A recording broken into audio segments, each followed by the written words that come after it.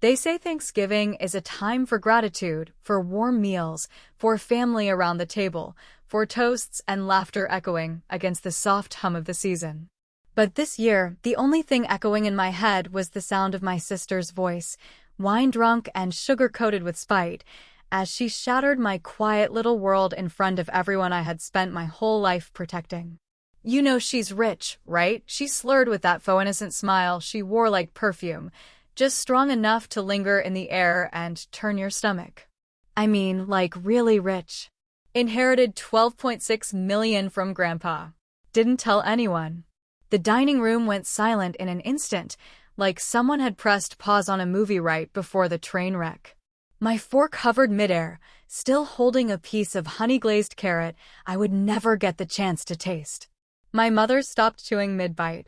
My father's fork clinked against the porcelain plate, a sound sharper than broken glass. My brother leaned forward, eyebrows raised with interest that quickly darkened into calculation. And then came the flood. "You owe us," my father said first, his tone steely and familiar. The same voice he'd used when telling me at 18 that it was time to find my own way, as if I hadn't already been surviving in the silence they left behind. "You wouldn't have that money if not for this family," my brother added, smirking like a predator who'd just found his mark. He was always quicker with other people's math than his own. "You're not doing anything with it," my sister said, tilting her wine glass and smirking across the table like this was a game she'd already won. "I have dreams. I have a future. And honestly, you just hoard everything. You don't even know how to live." They said the words like a chant, like a curse meant to bind me into guilt.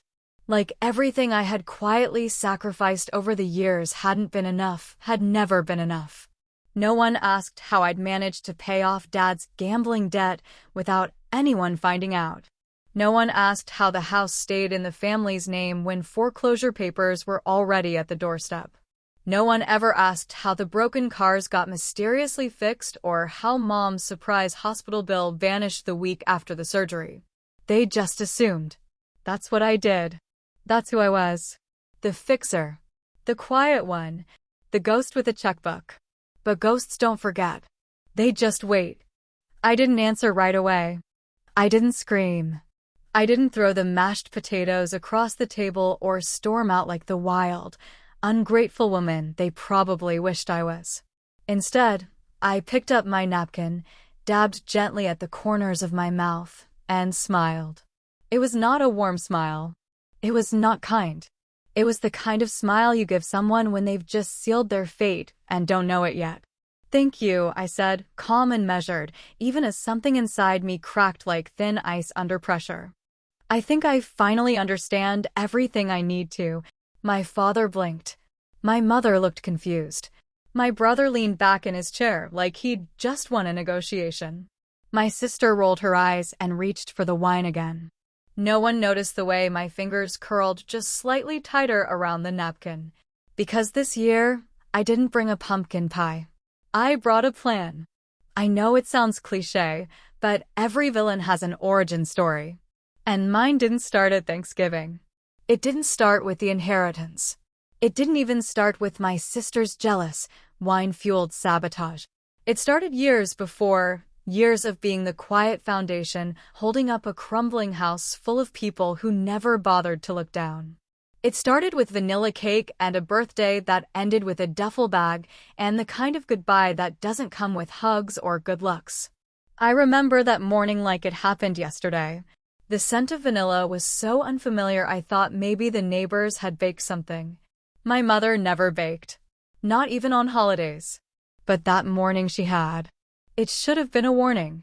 They waited until the afternoon, like wolves who didn't want to ruin their own appetites. I was still in pajamas when Dad called me into the living room. He didn't even look at me. Mom sat stiff, her eyes locked on her lap like they were the only place in the world that wouldn't shatter her if she stared too long. "You were adopted," she said, the words hitting harder than the cold air outside. No emotion. No apology. Just data.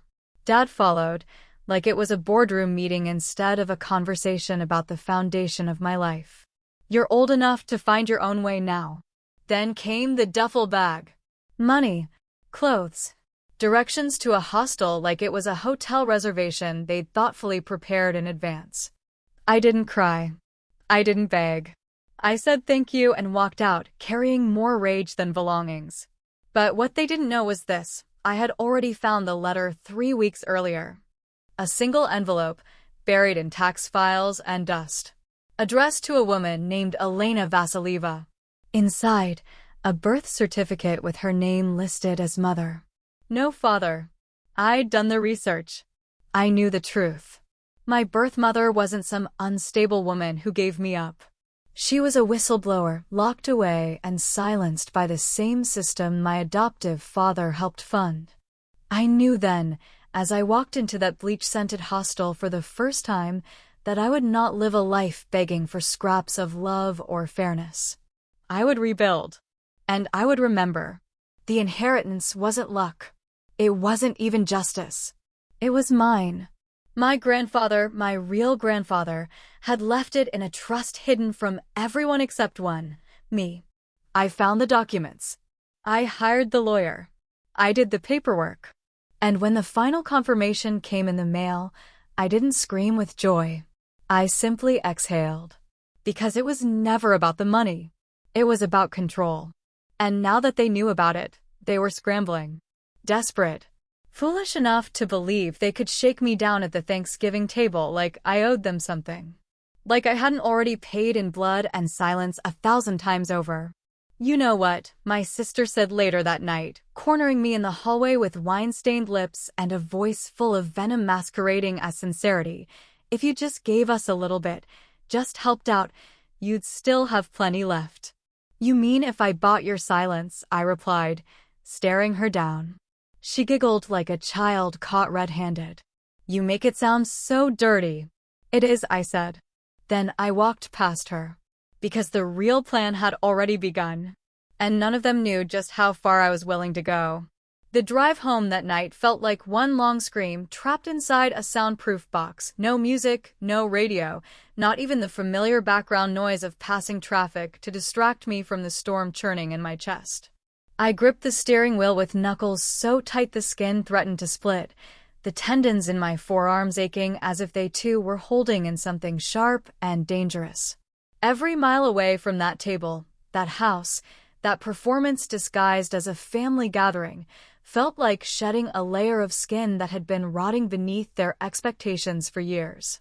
Outside, the cold wind howled against the windows, but inside the car, I remained still, silent and steady, my breathing deep and deliberate, as if to keep the rage from fracturing the glass. What played in my head wasn't music or memory, but something darker, something sharper, a cruel, looping montage of every choice I made to keep that family afloat while they laughed, demanded, and never once asked how I was managing to survive it all. There was the year I worked 2 jobs, teaching piano lessons by day and mopping floors at a local gym by night, just to make enough to cover my mother's sudden hospital bill when insurance denied it due to a clerical error she had ignored. I hadn't even flinched when she called, sobbing, telling me she might not be able to get the surgery if we didn't come up with the deductible by Friday. I had wired the money before the call even ended. Not once did she ask where it came from. Not once did she ask what I gave up to make it happen. There were the nights I skipped meals so I could build my emergency savings in secret, the same fund I later used to rescue my brother from his 3rd failed business venture. He had bought overpriced kitchen equipment for a vegan food truck he didn't have a license to park. My father had laughed it off, called him a risk-taker, and reminded me that supporting your siblings was what good daughters did.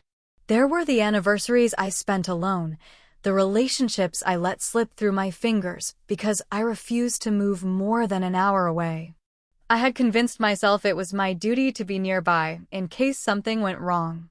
I told myself I was staying to be a safety net. In truth, I had been turned into a trap, something useful only when it caught someone else's fall. I pulled into my driveway at midnight, the engine idling while I stared at the glowing porch light like it was the last lighthouse on a coast I no longer recognized. My house, unlike theirs, was small, uncluttered and quiet, everything in it was paid for by my own hand, every corner bearing the weight of my sacrifices and strategy. I sat there for a long moment before cutting the engine and stepping out into the cold. The wind cut across my face like a warning, but I didn't flinch. Once inside, I hung my coat on the hook by the door, stepped out of my heels, and walked barefoot across the hardwood floor that echoed beneath me like hollow truth. I didn't cry. I didn't rage. I didn't pour a drink or fall to my knees. I moved through the house like a ghost finally learning she was never truly seen, never truly wanted, only tolerated so long as she served a purpose. The letter had been sitting in my grandfather's lockbox for years, delivered to me on the day the inheritance finalized, but unread until now.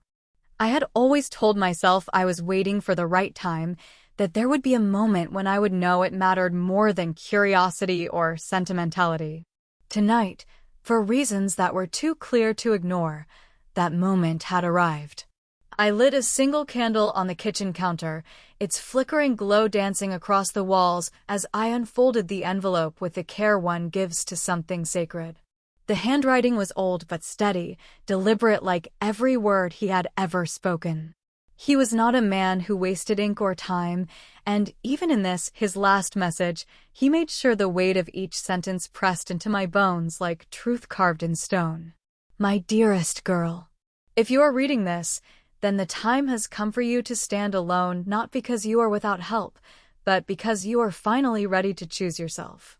This money is not a reward. It is not an apology for what I could not protect you from. It is a tool, a seed. You are the tree. Do not let them use you as soil.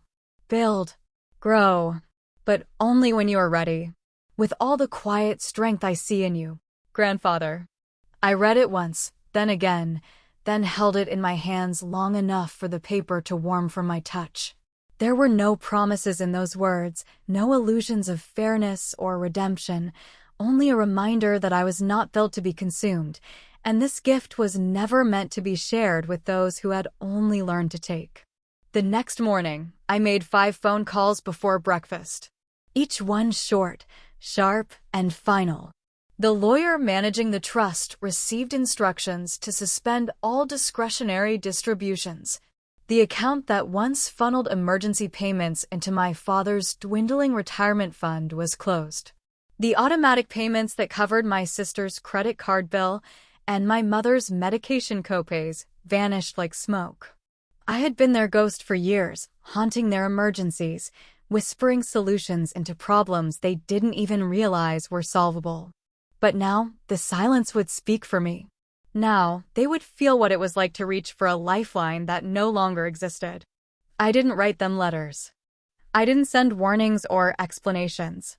They had made themselves clear at Thanksgiving.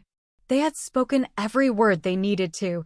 Now, they could live with the echo of my absence. By noon, the calls began. First came my mother, soft-voiced and sugar-laced, acting like nothing had happened just days ago, as if we had parted on warm terms and she hadn't sat silently while I was dragged through the dirt at her table. Sweetheart, I think something went wrong with the pharmacy autopay.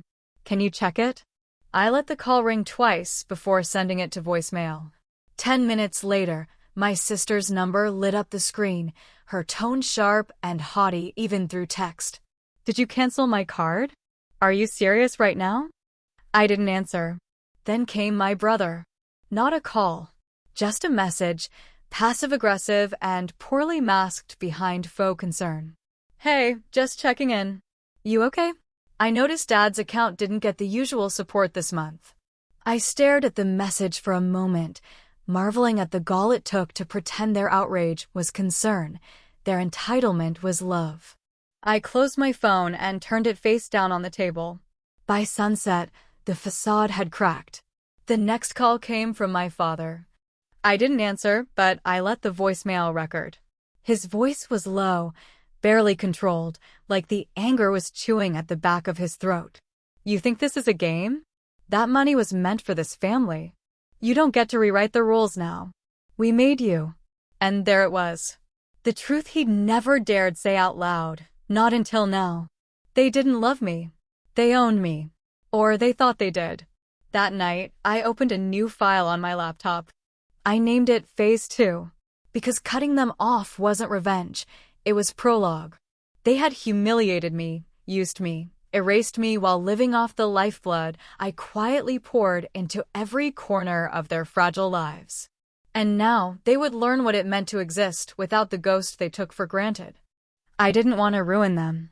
I wanted them to remember every choice they made, every insult they delivered, every time they looked at me and saw a wallet instead of a daughter, a resource instead of a person. This story wasn't about the money. It was about taking back my name, taking back me. And the next part, what I was planning, would make them wish they had never opened their mouths that Thanksgiving night. It began the way all cowards choose to strike, quietly, but publicly enough to be noticed. The kind of betrayal cloaked in legal language and sugar-dusted lies, designed to paint the villain as victim and the survivor as manipulator. I knew it was coming. I had planned for it long before they realized I was no longer theirs to command. But still, when the first headline dropped, I felt that familiar cold sensation ripple beneath my skin, like the first sting of winter slipping under your collar before you have time to brace for the freeze. Heir to multi-million-dollar estate faces lawsuit from estranged sister. They called it emotional distress, a phrase my sister wore like a designer coat, parading it around interviews as if pain had ever been more than performance for her. In the legal filing, she claimed I had exploited familial loyalty, that I had deceived our grandfather in his final years, and most laughably of all, that I owed a moral debt to my family for everything they gave me. I read the documents slowly, letting each lie settle into my spine like pins pressed against vertebrae, one by one. I didn't cry. I didn't even flinch. Because there's something steel-wrought in you after years of being dismissed by the very people who now scramble to claim your success as theirs.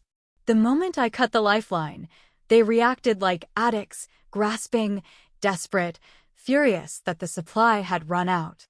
And like all addicts denied their vice, they needed someone to blame. It wasn't just my sister, of course. She had always been predictable in her jealousy, which she dressed up as concern when the cameras were rolling. But it was my parents who twisted the knife. They didn't file a lawsuit, no. They chose the court of public opinion. And they performed like seasoned actors who had memorized every line, rehearsed every tear. I just don't understand, my mother said in a carefully lit interview, wearing a soft pastel cardigan and clasping her hands as if in prayer. We raised both our girls to value family. We never expected this kind of betrayal. She was always the quiet one, my father added, his voice thick with the weight of fabricated disappointment. But I thought she understood the importance of sharing. Her grandfather was old, easily influenced. I watched the footage without sound, letting the images flicker across my laptop screen like some warped home movie. There was my father's furrowed brow, creased just enough to read his heartbreak. There was my mother's sigh, timed perfectly between questions. And there, on the lower third of the screen, ran the headline, "Was the will manipulated?" I didn't slam the laptop shut. I didn't hurl it across the room or scream at the ceiling. I simply reached for the old leather-bound folder my grandfather had given me 7 months before his death, the one I had kept hidden in a fireproof safe, stored beneath a false panel in the floor of my guest room. Not because I was afraid of theft, but because I knew, someday, they would try to rewrite the story. And I needed the original manuscript in hand when they did. Inside the folder were 3 things. The first was a notarized statement drafted by a third-party estate lawyer, one who had no ties to the family and no stake in our drama. The statement confirmed that the will had been updated under full mental capacity, witnessed by 2 professionals, and reviewed over the course of 3 meetings, each of which was recorded, transcribed, and stored in secure legal archives. The second item was a flash drive. On that drive were video files, all time-stamped, all documented, all stored twice over in encrypted cloud backups. There were 10 videos in total, each no more than 20 minutes long. My grandfather had requested the recordings himself, insisting we sit down and capture his intentions clearly, without edits or coaching. His voice, though weathered with age, was firm, deliberate, and every sentence bore the weight of a man who had seen what greed could do to bloodlines. And the third item, the most important piece, was a voice memo I had recorded the last time I visited him, just a week before his passing. I had asked if he was certain if he had any final requests or concerns about the arrangements we had made. His answer still rang clear in my ears, as if it had been spoken only yesterday. "Your sister will try to take this. Don't let her. She's never worked for anything in her life. Your parents, God bless them, won't stop her. They've always mistaken performance for character. But I've seen what you've done. I've watched you build when no one was watching. This is yours. Not because you're my favorite, but because you're the only one who knows how to protect what's sacred." That recording was more than evidence. It was a final blessing, a final warning, and I had kept it sealed until now, until they pushed me into a corner and expected me to lie down and accept the narrative they wanted to craft. But I wasn't their silent daughter anymore. I was a storm. The media strategy didn't take long to execute. I had hired a reputation consultant the same week I canceled their financial support, not out of paranoia, but preparation. Because betrayal doesn't always come with warning bells. Sometimes it wears your last name and sits across the table smiling. Together, we compiled the footage, drafted a concise statement, and delivered it to every major news outlet that had entertained my family's fiction. Within 48 hours, the narrative began to unravel. Granddaughter releases evidence supporting legitimacy. This was my grandfather's explicit wish. Private footage contradicts claims made by family of late businessman. Heir responds to lawsuit with legal documents, memoirs, and video. The truth was never theirs to rewrite. The public flipped. Almost overnight, the wave of sympathy that had surrounded my sister began to rot into suspicion. Her carefully crafted persona, the influencer with perfect hair, curated values, and heartwarming anecdotes about sisterhood, began to crack. Deals were paused. Sponsorships dropped. Her followers, ever hungry for authenticity, turned on her the moment the mask slipped. Comments flooded her page. "You used your sister for money?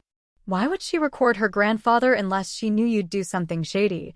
This is why people don't trust influencers anymore."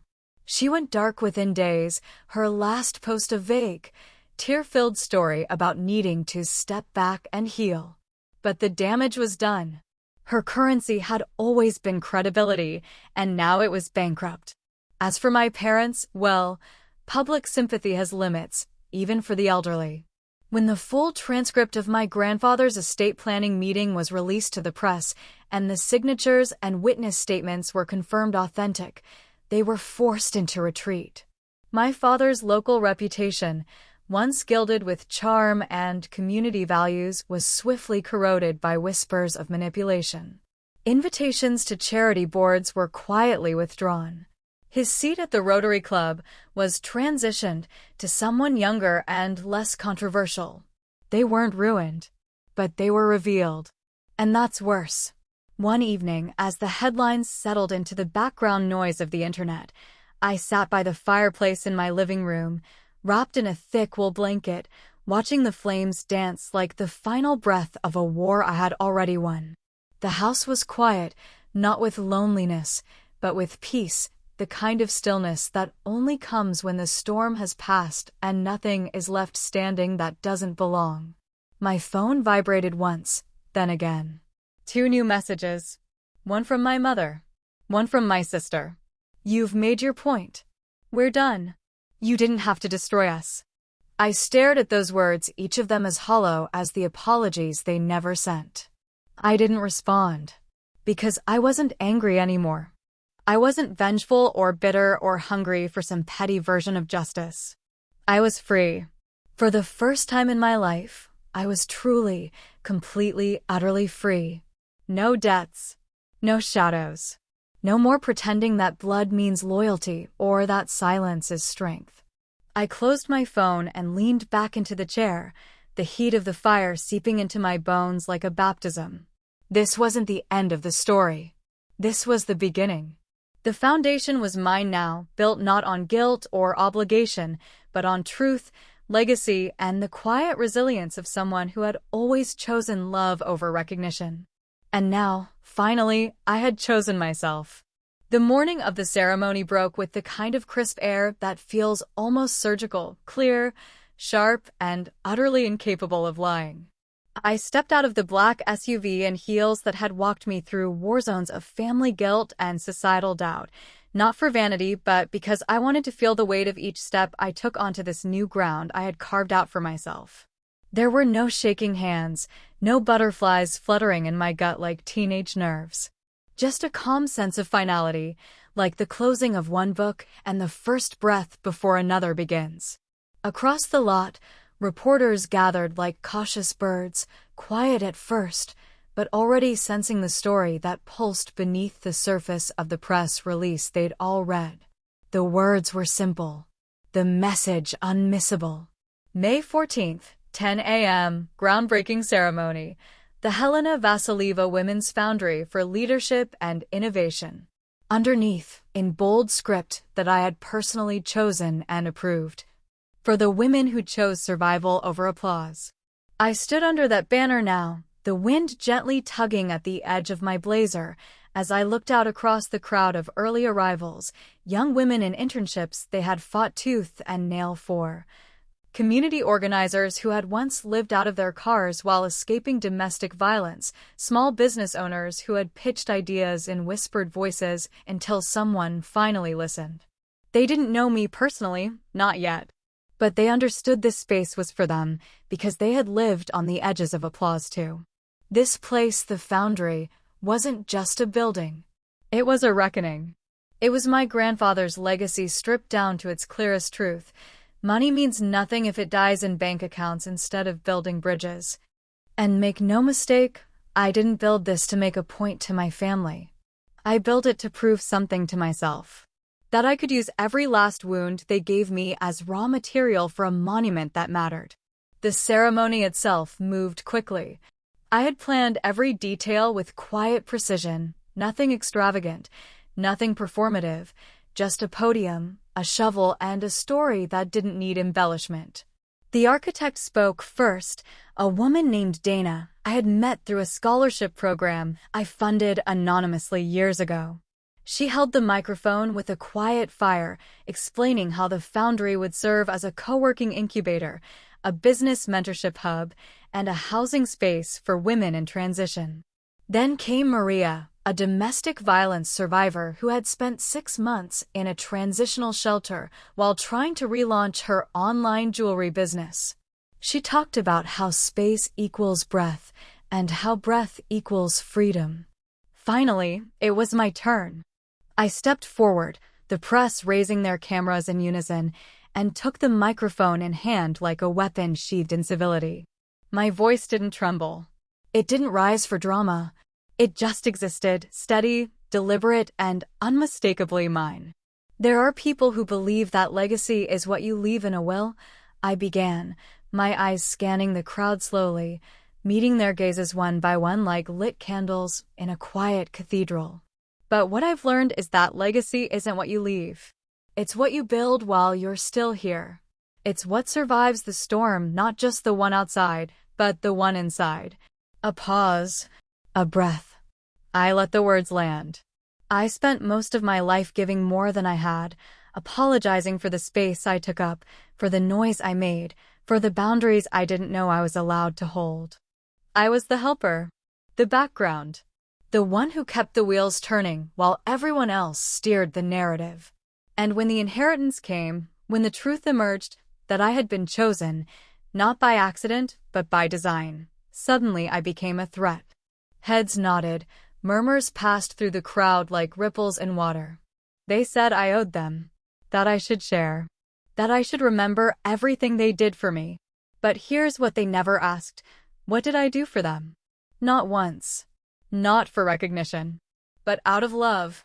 Out of survival. Out of duty. I swallowed, but my voice remained firm. I'm not punishing them. I'm just finally choosing me. That was all I said. I handed the microphone back. I picked up the gold-painted shovel from the velvet stand and pushed it into the soil with quiet finality. The crowd clapped, not wildly, not performatively, but with the kind of resonance that only comes when the truth is finally spoken aloud, free of distortion. Back at home, the television flickered in my absence. I didn't need to see it to know how the scene played out. My mother sitting stiffly on the edge of the couch, her hand clutching the same worn rosary she only held when optics required it. My father leaned forward, eyes glued to the screen, hoping for a slip, a stammer, some hint of regret that he could seize like a victory. And my sister, face pale from the glow of a screen that no longer adored her, watching me do the one thing she never could, rise without anyone else's applause. They watched as the camera panned over the banner, wide and proud against the morning sky. For the women who chose survival over applause. They watched me smile. They watched me speak with composure and authority, no trace of the desperation they had once accused me of, no remnants of the girl who begged to be seen at their table. They watched me reclaim my story, not with rage, not with vengeance, but with clarity. And in that moment, they didn't just lose the money. They lost me. They lost the only person who ever showed up when the car broke down, when the account ran dry, when the lights flickered and someone had to quietly pay the bill. They lost the woman who stayed silent while they celebrated themselves at her expense, who watched birthdays and milestones go unnoticed, because someone else always needed something louder. They lost the one who remembered their pills, their deadlines, their fragile egos, and never once asked for thanks. They lost the only person who had ever believed in family as something sacred. That night, I stood in the foyer of my home, the kind of home no one helped me buy, decorate, or protect. The air smelled faintly of lavender and old books, two things that had become small luxuries in a life that no longer required apology. The fireplace crackled softly in the other room, casting golden shadows across the framed photo on the entry table, me and my grandfather, seated on the porch of his cabin, two matching mugs of tea between us. I picked up the frame and ran my thumb across the edge of the glass. I did it, I whispered, not to the photo, but to the quiet inside myself. There were no congratulations, no champagne, no applause. But I didn't need them, because applause fades. But what we build in the silence, that lasts. I've learned that not all revenge is fire and fury. Sometimes, it's a letter you wait 10 years to open. Sometimes, it's a decision made in a quiet office with a trusted attorney. Sometimes, it's the silence you offer instead of the argument they were begging you to feed.